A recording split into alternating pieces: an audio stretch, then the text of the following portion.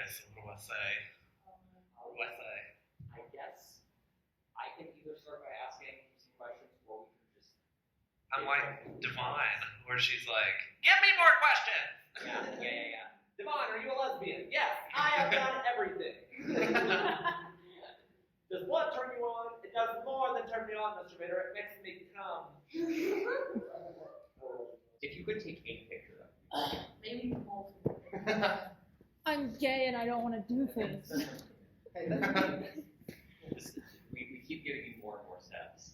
Ugh, I used to be a professional photographer. Why are you making me do this again? So you were a model in a movie and a professional photographer. No, I was in. No. Yes. Yes. I played You had Lucifer. one job. Let's all pose like this together with like a face. He knows. I already took like 2 pictures. What are you talking about?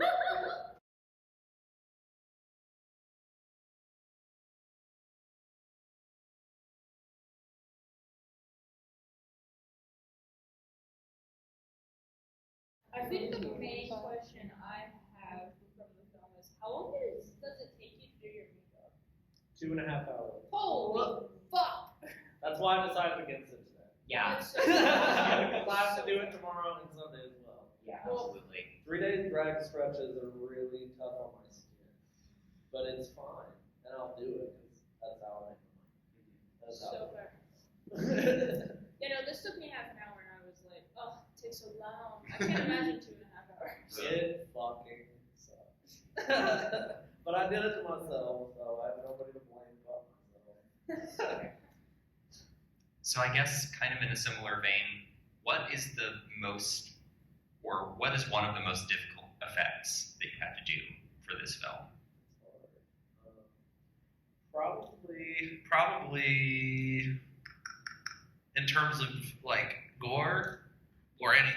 Or anything. Well, it'd be a toss-up between either doing the live cast of Jess's head, because I tried it the first time, and it was like a crash course, because it was before I did my live cast to do the head crush at the end of the film.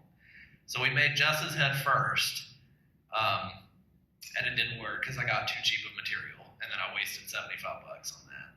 So I broke down, and I always try to think of cost-effective ways of doing things first before I break my bank, because that's what I believe my films in its essence is about, is cheap effects and getting around things very cheap and cost-effective. But to do a live cast, you have to get the nice stuff. You know what I mean? You can't cheat a live cast.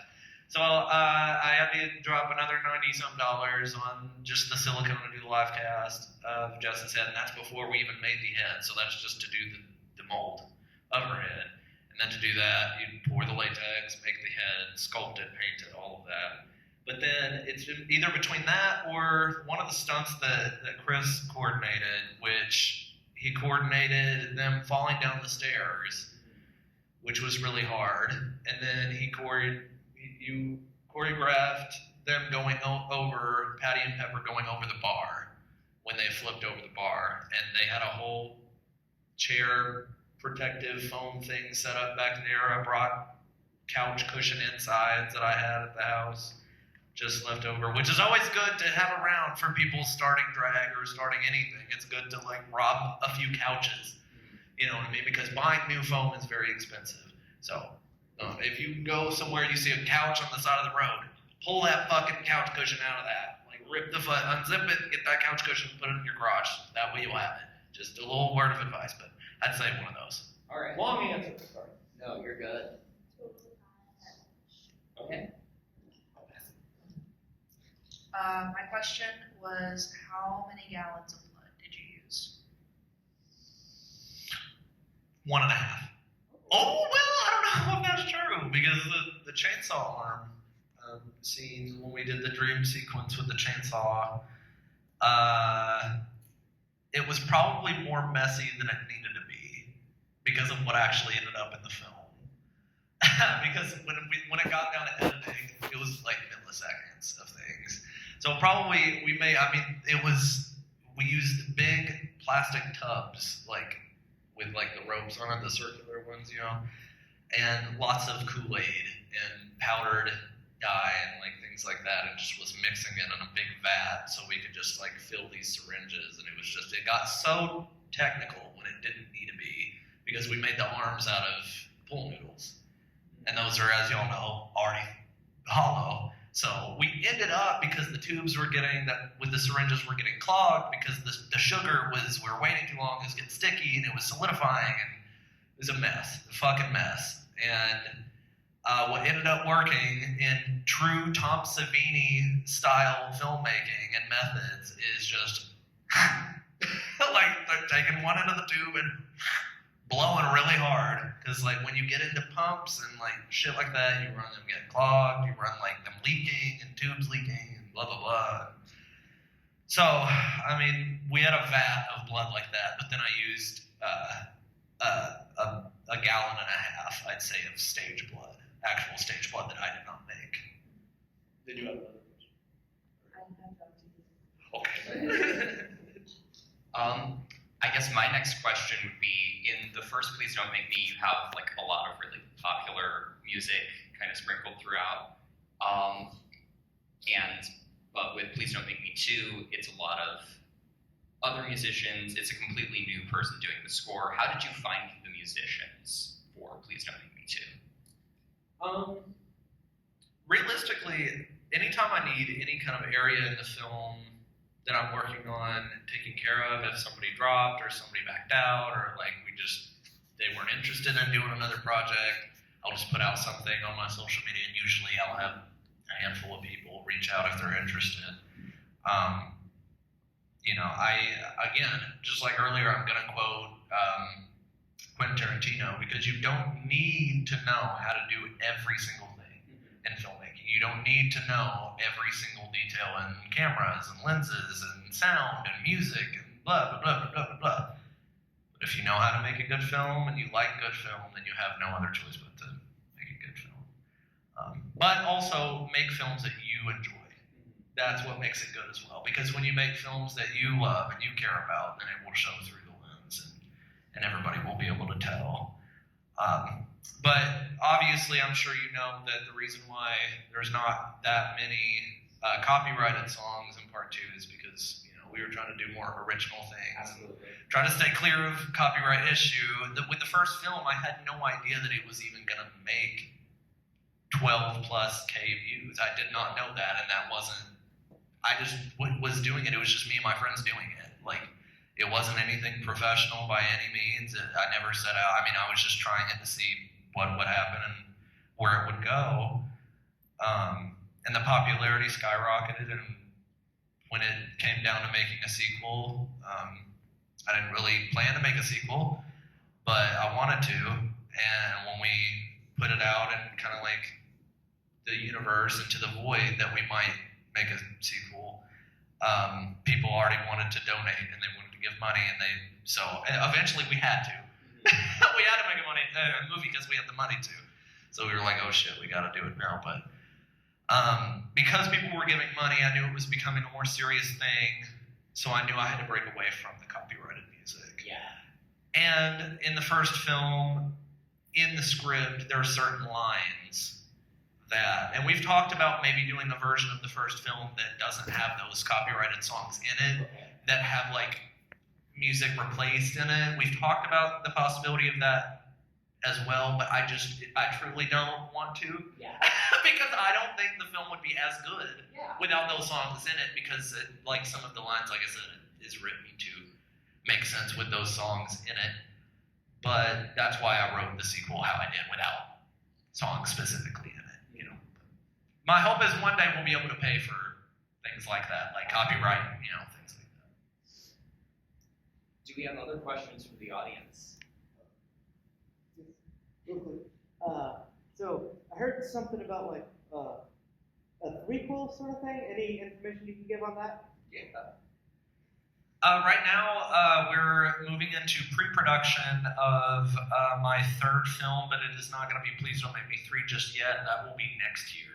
So I'm going to take a little bit of a break from the events of 1 and 2, and we're going to do a Christmas horror anthology and it will be called We Wish You a Scary Vivmas.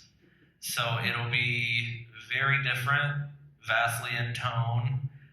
It'll be more bright and more colorful and more uplifting, but very violent still, because that's not something I'm willing to just let go. I'm hoping that it does have moxie, as I like to say. But it's basically a film consisting of 5 different stories focusing around Christmas, all different mediums and styles. But each story is read by Viv with a storybook in front of a fireplace. So that old classic style of like storytelling, but with Viv. So if there's big fans of the character of Viv, you'll still get your fill of that. It'll just be different victims and different characters within the film. But very excited for it, and not speaking too much on Please Don't Make Me 3 because it's, very far into the future. But Please Don't Make Me 3 will be a cult film. So it will be Please Don't Make Me 3, The Cult of Viv. So it will be focused around Viv starting a cult of many Vivs. So I'm very, very excited for that. We'll talk, we'll do dinner. Oh, yeah. So, I really like all the creative kills in both movies. Are you the one who comes up with all of them, or do you collaborate with the actors to figure out how they want to die? Well, I write it all myself. One of my favorite parts of writing is coming up with the kills, because obviously being a horror fan is what you look for, is creative kills, especially if you're a slasher fan. If I've killed somebody before, though, odds are I'll come up to them and I'll say, hey, how would you like to die in a film? And I might take it into consideration what they say, but if they say something very vague, I'll take it a step further with it and make it even crazier. You know what I mean? I can't really think of any examples right now, but I have a friend, her name is Fatality, very beautiful trans woman, love her very much. She used to be the DJ at SP, but she wants to be in the film soon, and she wants to be killed by me, and she says it every time. And she says, I just want to fall down. They'll say things like that, very vague, very, open things. I've never had anybody come up to me and say, hey, will you please do this? Boom, boom, boom, boom, boom, boom, boom. And I like that. I like that my crew and my cast usually gives me the creative range and freedom to kind of go wherever direction I want to go. And they trust me with it, to do it fearlessly. And usually that's how I know I have a good cast / crew member, is when I always call them down motherfuckers. I always look for down motherfuckers. I don't want to answer this question in a very vague, bland, cheesy way and say, the best part is working with my friends, blah, blah, blah, blah. But that kind of is my favorite part, is getting to work with my friends. But it also can be very, very, very challenging. You know what I mean? At times when egos come into place. And I hate that, but it comes with the territory. And I'm not willing to not work with my friends. You know what I mean? That's how I want to spend my life and career, is including the people in my life in what I'm doing. So I will always do that. So going along with that, I think the worst part of the franchise so far is probably the realization of losing people. I think that sucks the most. And there's nothing really that you can prepare yourself with that. I mean, you can't really prepare yourself at all for that, for losing the people that you've known all your life, and you just include them in a project, and then because of whatever reason they drop or let go of the project. It sucks. It really sucks, but you have to go into your own film with the good of the film in mind, in consideration. Don't give anybody special treatment just because you've known somebody for longer, because it's not fair, especially if you have new cast members coming in. If they care about the film, if they care about the crew, they will try to lead by example and try to show that new crew how it's done. Because it gets really awkward, for the new crew to see, well, this person knows Viv personally, and yada, yada, yada, so Why are they getting to act like a kid and childish and, inappropriate on set, and why do I have to, follow the rules and all that? And it gets tough, dude. It gets really tough. And there's also moments, and I'm not trying to call out anybody specific. Yeah. I'm really trying not to, so I'm trying to I'm on thin ice here. But let's just say the first film. We'll say the first film. There is many instances working with someone that say it would be a group scene involving more than one person. And everything in the scene is going really well, except for one person isn't really hitting the mark how you want them to, or how you see their potential going, like how far that you see their potential reaching. So you have to pull them aside and let them know and say, hey, can you probably do it this way, or can you maybe try it this way, and maybe we'll get there. That is your opportunity as an actor, not as a friend of me, not as a boyfriend of me, not as a cousin of me, anything. That's your opportunity as an actor to put your pride aside for the good of the film. You know what I mean? And realize that it's not personal. It's just these are the changes I have to make this scene work for the group, not just me, because you have to think of that. It's not just about you. You know what I mean? It's not a one-man show. It's not a one-woman show, not a one in-between show.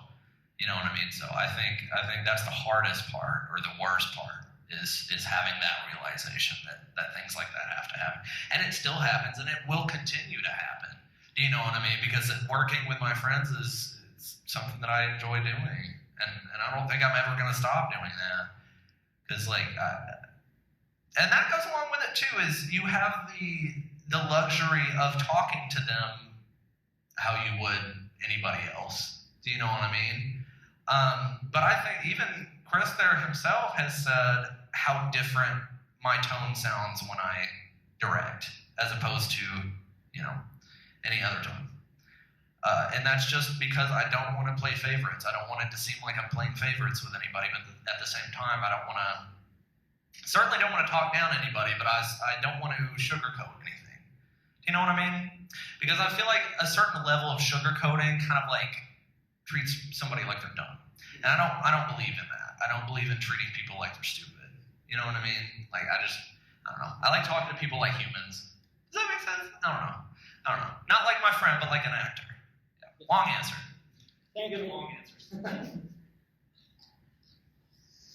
So I guess the next question I have would be, in the process of writing the movie, actually, and in terms of the characters, you had some characters who were already cast from the first movie. In terms of writing new characters, did you write characters with actors in mind, or did you write characters and then figure out the casting later, or was it like a mix? I don't know.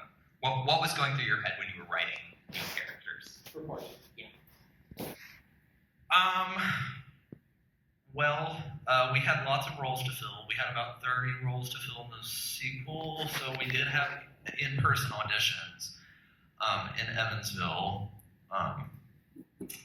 and I did not have anything in mind, and that's something that I just wanted to experience. Yeah. You know what I mean? I wanted to experience going into something blindly and not fully knowing physically what the character was going to look like, but have a generalized idea of the traits and whatnot. And there was lots of characters. I don't know if I've talked to you about this or anybody in the club yet, but there was characters in the sequel that were written to be a man, and because of the auditions, they blew me away. And for instance, Scotty in the beginning, it ended up being a lesbian character. A lesbian role was written to be a black male. So we had to change a little bit of the pronouns in the dialogue, just a little tiny bit, but nothing major. And in fact, there's that line in the film where Scotty says, "But I've been sweating my balls off all night." And I didn't want it to change because during the audition, Harmony is her name. Harmony read it, and I just laughed so hard during the audition, and I was like, that's so funny. And it makes sense for a lesbian to say that. You know what I mean? Because lesbians say things like that. Lesbians make jokes just like anybody does. I love it. And another role that was kind of changed the gender was Dr. Hugh. That was meant to be a white male, an older male, and Zai came in and mopped the floor. And we had older men read for the role, and none of them hit the mark, and none of them had that intimidating, voice and demeanor. And as soon as Zai read for it, it was a no-brainer. Yeah, but other than that, no, not really. I didn't really write any role specifically. I mean, other than the main cast that had already done the films. Like, I know we talked during the film about Stevie Taylor playing the twin sister, and I did talk to them about the difference in the role. But other than that, not really. Now, in this Christmas film, there are a couple roles that I did write with certain people in mind, but it's only because some people have been really wanting a spot in these films, and they just haven't had a chance yet. And that's another sucky part about filmmaking too, is realizing there's not that many roles. Do you know what I mean?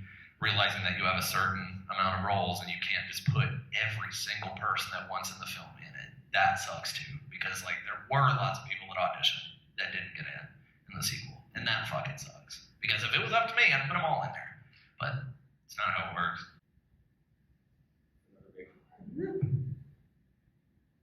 Popped. Thank you. Well, I mean, that is a big thing, though.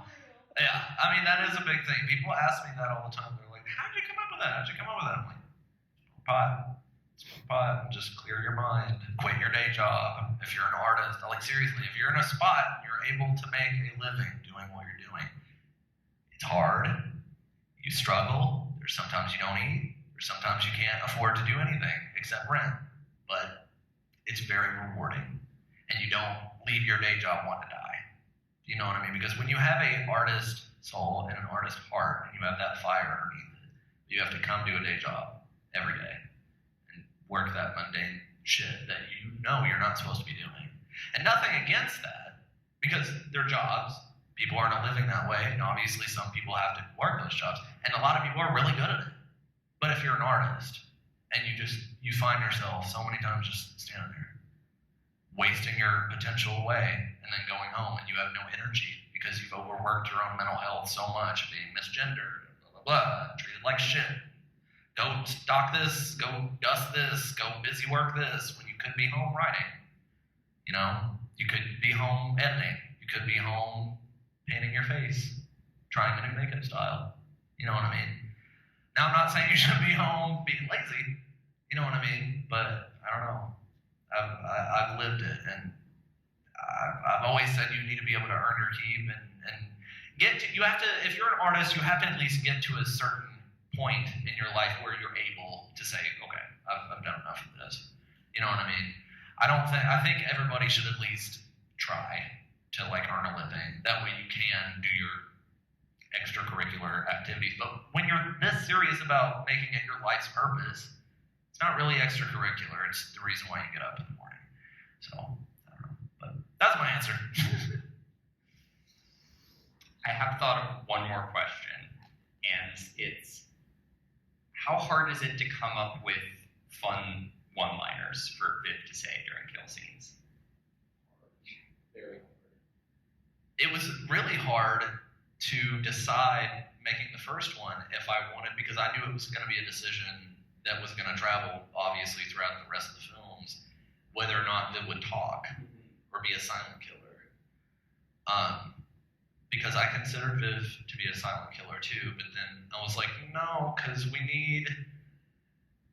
Viv is based with drag, and that's what makes Viv special, is Viv is a drag killer, and that's kind of an unheard of thing. Like there's drag in horror, but not really a drag artist killer. Does that make sense? Yeah. Yes. So yeah. What was your question?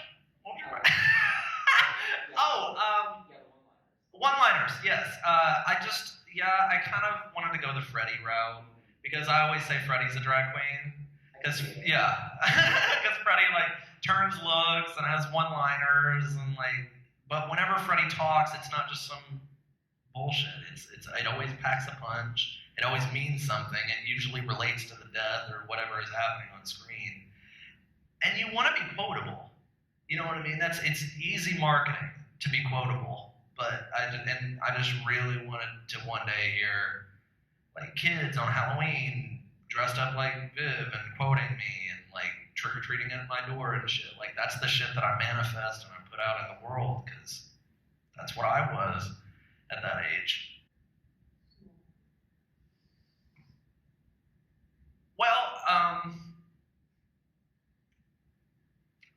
my hope is that the films get bigger as they go in popularity, and that probably will happen if we keep pushing them and working hard and striving to be better each time. I really hope that these films become a cult following thing one day. I know it's not going to make me a whole lot of money, and that's not why I do it. I don't do it for the money. I work in clubs for money. You know what I mean? I perform live for money. I do drag for money. But I do the films because I really, really, really love it. And again, I just really, really would like it to be a cult following status type of film, or films one day. Because those are the films that live on and on and on. You know what I mean? Like Rocky Horror, all of the Midnight movies, the Midnight Circuit movies. But I think they always will keep a certain niche, level. I think, especially like the first two, I think. Okay, I did actually think of another question again. This might just keep happening. Yeah. So, for me personally, as a horror fan, I am a DVD and Blu-ray collecting junkie. Yeah. Is physical media something you've considered for your own movies at some point? And if so, what would you want to do with that? Yes, I am in the process of distributing and making DVDs right now. It's just very expensive. And I'm not willing to make products that aren't good. And I don't want, if I was okay with producing DVDs and just sticking them in an envelope, then they would already be out and I would already be selling them. But I don't want to do that. I want to make really nice versions of them that have nice cover art and traditional slips in them. So all of that takes money and time, but it is something that I want to do fairly soon. Good news is I got the copyright letter, so I own the rights to the sequel. So that's good. Fantastic. Thank God. Yeah. So that is it for me, unless someone else has another question, and then I might think of another question after they talk, but I kind of doubt it at this point. Okay. We're gonna be here all goddamn night. Womp womp. Anyways. I have another thing to go to.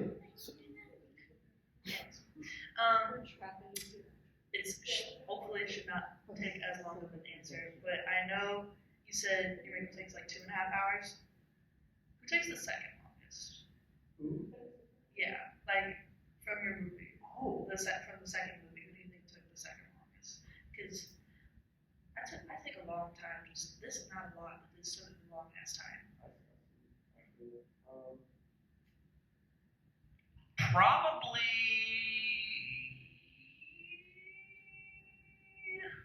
Harper. Probably to get that thing glued to their eye. Yeah. Because it was spray adhesive every single time to their face. And they would we would show up to set and then they would forget the spray adhesive. Or I would forget the spray adhesive. And then somebody'd have to go home and get it. And then we'd have to wait. There'd be 30 minutes of downtime. And so, that was a friggin' pain in the ass. But not trying to be hoity-toity, but nobody takes longer than to get ready. Last question. Why was there no blunt? No blood. No blunt. Well, to be blunt, I like that snicker. I traded the blunt for the dab in the beginning of the film, the nectar collector scene. Because I was like, we did the blunt already. We did the smoke and the dry herb and shit. And I said, let's do something that no horror film has really done yet. Let's incorporate dab in it, because you don't really see that. There's lots of pot in horror films. There's lots of smoking bongs in horror films. Lots of smoking joints and J's and all that. But you never see anybody like lighting up a dab rig, and you never see anybody like sucking through a straw and shit. So I was like, man. And one day I think while I was writing the sequel, I was thinking of a way to incorporate pot into a death. And I was looking at I think I was smoking a lot of dab at the time. And I was looking at my straw, and I was like, this little metal point, when it's hot, if I just right in my eye, what would that look like? So that's where that came from. That's why there's no point. Yeah, I think that's it.